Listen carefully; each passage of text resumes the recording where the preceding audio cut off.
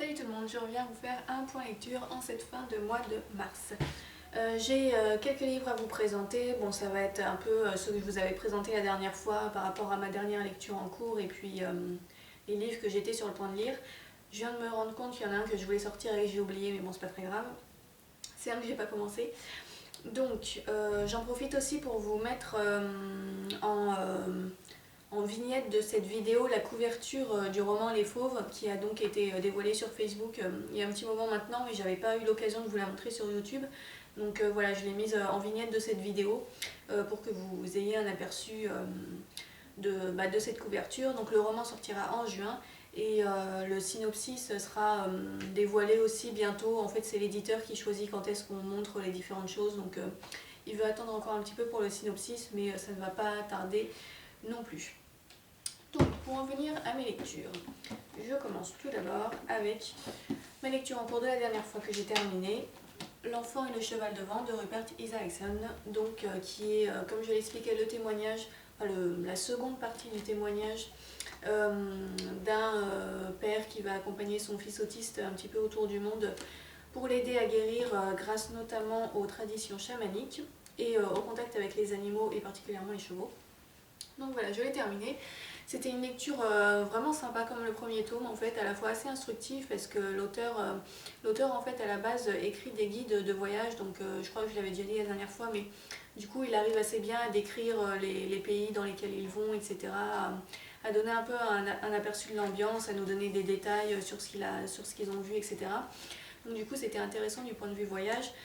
Donc je rappelle qu'ils sont allés en Namibie, en Australie, dans une réserve Navajo et à un moment il parle d'un voyage en Roumanie aussi si je me rappelle bien.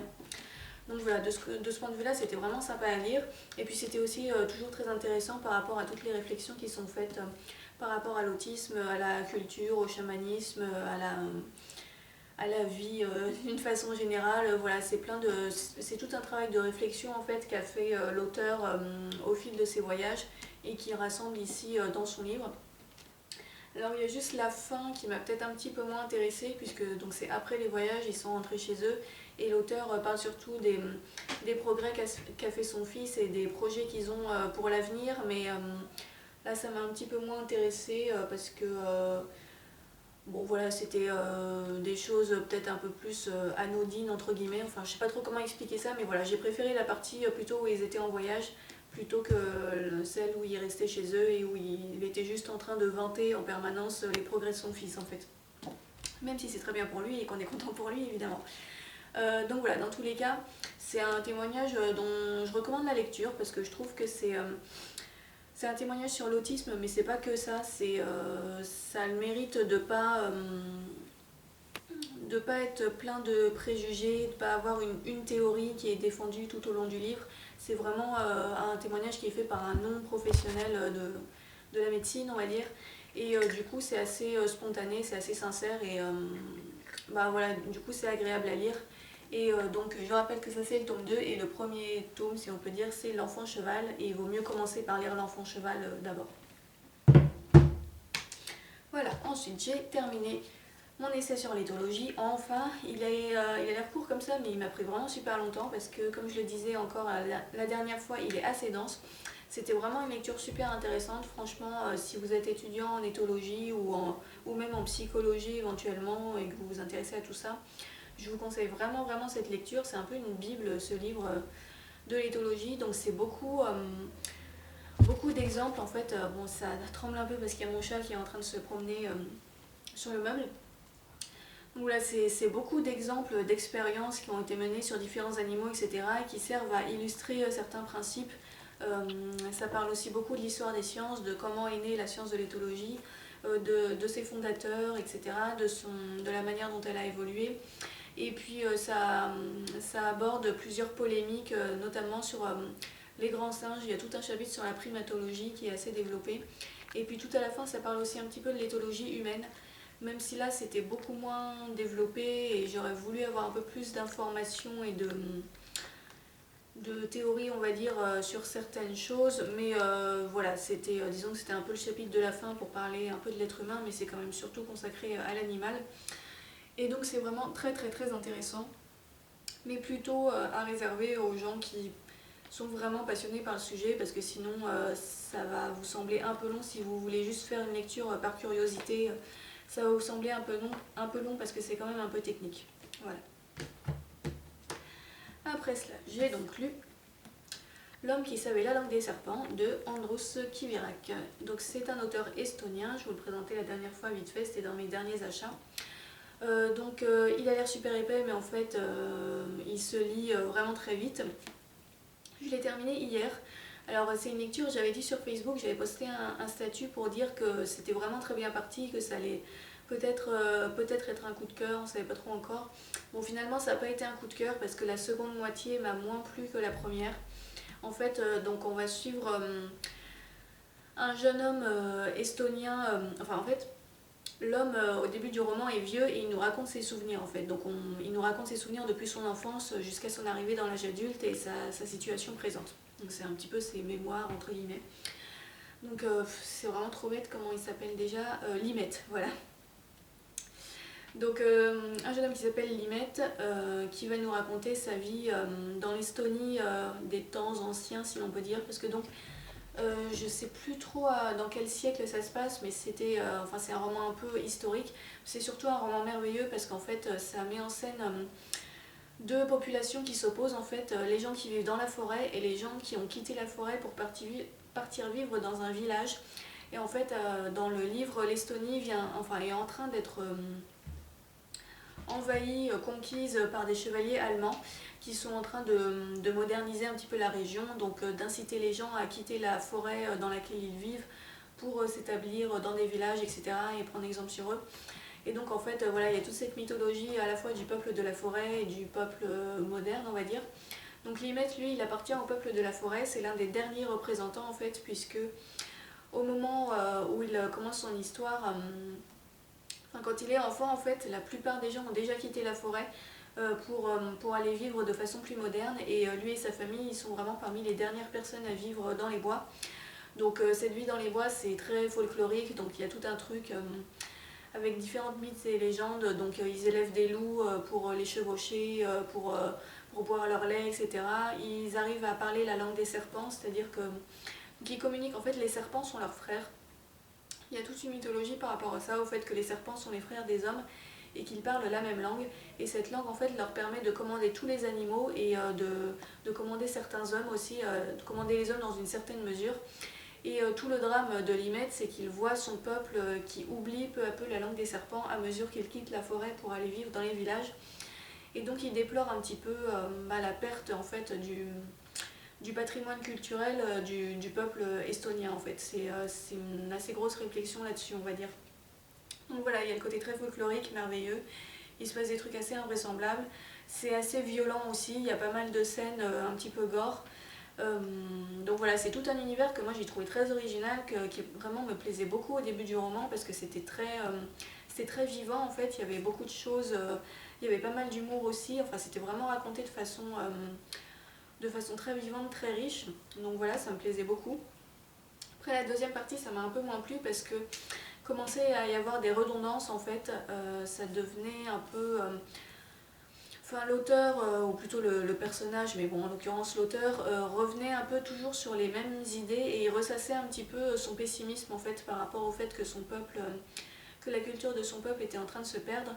Et bon, en soi, c'était certes un des sujets principaux du roman, mais sauf qu'il remettait ça sur le tapis tellement souvent et de façon tellement pessimiste et tellement en se plaignant un peu de la situation que ça devenait un peu lourd en fait, c'était tout le temps la même chose, voilà, ça devenait très répétitif. Au niveau de la violence aussi, ça va de plus en plus loin dans le sadisme, dans le gore, à un point qu'à un moment ça en devient un peu lourd aussi, j'ai trouvé que ça partait trop dans l'exagération en fait. Donc voilà, ce qui au début du roman était très original, très sympa à découvrir, au bout d'un moment, à force d'être martelé en permanence, ça finit par perdre un peu de sa saveur, on va dire, et par devenir redondant, voilà. Donc du coup, il y a eu des moments sur la fin du livre où je me suis un petit peu ennuyée, où voilà, j'avais l'impression que l'histoire n'avançait plus beaucoup, que le personnage ne faisait que se morfondre dans ses idées noires, voilà. Et puis que ça devenait tellement pessimiste qu'il n'y avait plus aucune surprise en fait, parce que à force d'aller de catastrophe en catastrophe, bon, bah, on se doute que de toute façon ça va mal finir, et voilà, il n'y a pas de surprise, il n'y a pas de suspense. La fin est vraiment extrêmement prévisible. Donc voilà, ça c'est ce que j'ai un petit peu déploré dans la deuxième partie du livre et qui fait que du coup ça n'a pas été un coup de cœur. Alors que ça aurait pu, c'était parti pour au départ, mais voilà. Quoi qu'il en soit, ça reste quand même une lecture que je suis très contente d'avoir découverte parce que vraiment originale. Ça sort de ce que j'ai l'habitude de lire. Puis c'était la première fois que je lisais un auteur estonien, donc voilà, pour le côté découverte, c'était sympa. Et puis dans tous les cas, c'est un roman que je conseille parce que même si moi je lui ai trouvé quelques défauts, dans l'ensemble, je pense que c'est un livre qui vaut vraiment le détour. Voilà, et donc maintenant, je suis en train de lire pardon, Bartabas, roman de Jérôme Garcin. J'en suis à quasiment la moitié. Donc c'est une biographie de Bartabas, le cavalier qui fait des spectacles avec des chevaux. Voilà, je vous en avais aussi, je vous l'avais un peu présenté la dernière fois aussi. Alors bon, c'est une lecture qui est pas partie pour me plaire. Même si j'ai déjà mis deux petits trucs de citation, mais en fait c'est bizarre parce que les citations que j'ai notées, c'est pas des citations du livre, en fait c'est l'auteur qui cite d'autres auteurs. Donc en fait c'est les citations d'autres auteurs que j'ai notées et qui m'ont plu, alors, mais c'est pas tiré vraiment de ce livre-là. Bref, je pense que vous voyez ce que je veux dire. Et donc oui, c'est un livre qui pour l'instant me déçoit un petit peu, parce qu'en fait il y a des aspects intéressants au niveau de... Enfin, on apprend un petit peu quel a été le parcours de Bartabas, voilà, comment il est devenu artiste de spectacle avec ses chevaux, etc. Donc voilà, c'est une biographie, quoi, donc c'est un peu ce qu'on s'attend à trouver. Et il y a aussi pas mal de références culturelles qui peuvent être intéressantes. Mais je n'aime pas du tout le ton de l'auteur, en fait. Voilà, je sais pas trop comment vous expliquer ça clairement, mais en fait je trouve que l'auteur dans sa façon de parler, de présenter les choses, il est d'une prétention et d'une arrogance et d'une complaisance, mais qui sont détestables, quoi. Franchement, j'aime pas du tout la façon dont il perçoit le monde, en fait. C'est pas son style d'écriture qui me gêne, parce que c'est bien écrit, mais c'est la façon dont c'est les idées qu'il a, en fait. Franchement, je suis pas du tout en phase avec lui, quoi. Je trouve que, en fait, si vous voulez, donc l'auteur est un grand admirateur de Bartabas, et donc en gros quand il décrit Bartabas, le mec c'est limite Dieu, quoi. Tout ce qu'il dit, tout ce qu'il fait c'est un miracle, il a aucun défaut, c'est le meilleur homme sur terre, bon voilà. Et donc voilà, il a un côté vraiment enfin vraiment plein d'emphase à propos de Bartabas et à propos de quelques autres personnes aussi qu'il considère comme étant des personnes supérieures, voilà, donc des cavaliers ou des gens, d'autres gens éventuellement, mais voilà. Et en fait, il est tout le temps, si vous voulez, il n'est pas du tout dans la nuance en fait, c'est-à-dire qu'il y a les gens qui l'admirent et qui sont des dieux, et il y a les autres qui sont des êtres inférieurs, en gros. Dans la façon dont il présente les choses, ça donne vraiment ça, enfin moi c'est l'impression que j'ai en lisant son livre. Il a des préjugés sur les gens, mais qui sont... Enfin voilà quoi, pour lui en gros il y a les artistes qui sont supérieurs, il y a les bourgeois qui sont des gros cons et il y a le reste. Alors le reste on ne sait pas trop ce que c'est, mais bon, c'est le reste des gens qui sont au mieux un peu stupides, au pire un peu des connards, mais bon voilà. Et voilà, enfin il a vraiment une façon de présenter les choses, on dirait que qu'il est sur son piédestal et qu'il regarde le monde de haut en disant alors toi t'es bien, toi t'es pas bien, toi tu vaux le coup, toi non. Et voilà, il a plein de jugements hyper radicaux par rapport aux gens en fait. Et enfin moi ça me dépasse un petit peu cette façon de voir les choses. Et malheureusement c'est pas la première fois que je trouve ça en littérature, souvent dans les biographies ou les livres comme ça, c'est quelque chose que j'ai tendance à beaucoup retrouver. Où voilà, on a une complaisance extrême à propos de la personne admirée, en l'occurrence ici Bartabas, et un mépris absolu pour la masse populaire, entre guillemets, quoi, parce que c'est vraiment comme ça que c'est présenté. Et ouais, voilà, le mec, en fait, quand il écrit, donc parfois il décrit les spectacles de Bartabas, donc il décrit un petit peu ce qui se passe sur scène, et il décrit un petit peu aussi les spectateurs. Et les spectateurs, pour lui, limite, c'est des pantins, quoi. Enfin, il les décrit comme si c'était juste une bande d'imbéciles qui sont pas capables de vraiment comprendre l'artiste, qui sont pas capables de vraiment comprendre l'art. Et voilà, il a des jugements vraiment hyper hautains et méprisants en fait sur les gens. Alors que c'est des gens, enfin, des fois j'ai envie de lui dire, mais ces gens-là dont tu parles, est-ce que tu les as rencontrés? Est-ce que tu sais qui c'est? Non, je crois pas. Donc comment il peut se permettre comment il peut se permettre de faire des jugements aussi carrés quoi. Enfin, on a l'impression qu'il essaie de tout mettre dans des petites cases, que si on n'aime pas telle sorte d'art, c'est qu'on est ignare, si on aime ça, c'est qu'on a mauvais goût, et puis point barre quoi. Enfin, il va pas trop chercher plus loin. Et je trouve que c'est hyper marqué. Enfin, le mec, limite, il va nous expliquer comment on doit faire caca. Enfin, il a vraiment une vision du monde qui est hyper rigide, j'ai l'impression. Et il essaye de nous l'imposer en fait. Et en plus, il a une façon de multiplier les références culturelles, mais sans trop expliquer. Et c'est des références qui sont assez obscures pour qui n'a pas fait forcément d'études littéraires ou d'études dans ce domaine-là, dans le domaine de l'art. Et on a l'impression qu'en fait, il a écrit ce livre à l'intention de gens qui ont la même perception de lui, en fait, à l'intention d'un certain public. Et que si on est, en gros, si on n'est pas capable de comprendre ces références culturelles, ben tant pis pour nous, quoi. C'est qu'on n'était pas assez intelligent pour partager son univers, et puis voilà, quoi. Enfin bon, j'ai l'impression que c'est assez brouillon la façon dont j'exprime ça, mais voilà. Je n'aime pas du tout la façon dont il écrit, j'aime pas la façon dont il perçoit le monde, j'aime pas la façon dont il se permet de faire des jugements sur n'importe qui comme ça, sans faire de nuances. Et donc du coup, ben, ça rend la lecture assez désagréable. Je vais quand même le finir parce que c'est court et puis que ça se lit quand même vite.